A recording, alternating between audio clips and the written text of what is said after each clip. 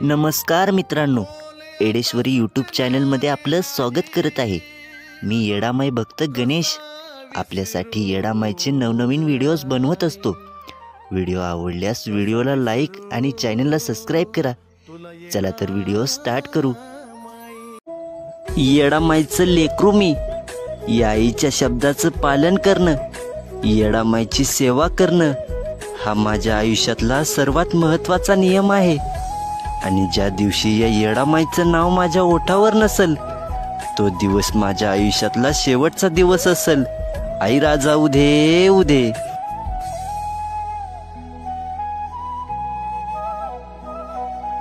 येडामाईची सेवा करत असताना कित्येक जणांनी मला नावं ठेवली। या आईच्या सेवेमध्ये मला वेड समजलं गेलं, पण मी ह्या लोकांचं काही ऐकलं नाही। माझ्या येडामाईची सेवा करत राहिलो। लोक फक्त नावं ठेवण्यासाठी असतात आणि या माझ्या येडामाईला माहिती आहे माझं मन कसं आणि मी कसा आहे।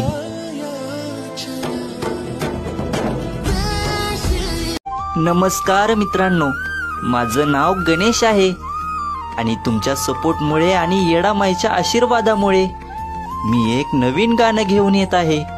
आणि त्या गाण्याची पहिली लाईन आहे, माझ्या सेवेचं फळ मला दे आणि येडामाय माझ्या घरी आनंदाने ये।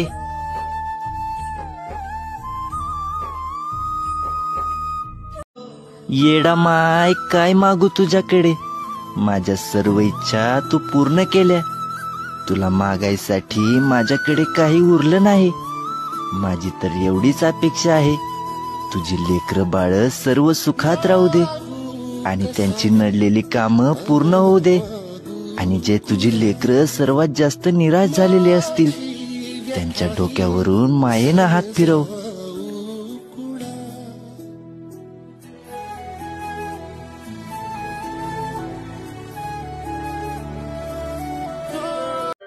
विश्व निर्मिले त्या देवाला, आईची नाही माया।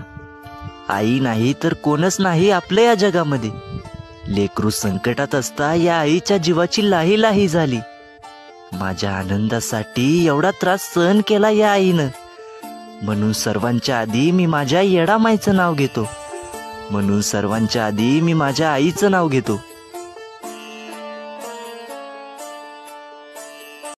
शेंदुराची मूर्ती त्याला नागवेलीचं पान, पाहता तुझं रूप येडामाय हरवून जातंय देहभान। करतो तुझ्या नावाचा जय जयकार, देऊन तुला हळदी कुंकाचा मान। आई राजा उदे उदे।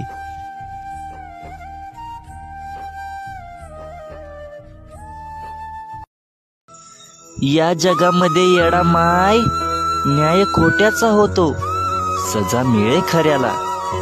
न्याय खोट्याचा होतो, सजा मिळे खऱ्याला। खेळ हा कलियुगाचा येडामाई कसा दाविला तुम्हाला। खेळ हा कलियुगाचा आई कसा दाविला तुम्हाला।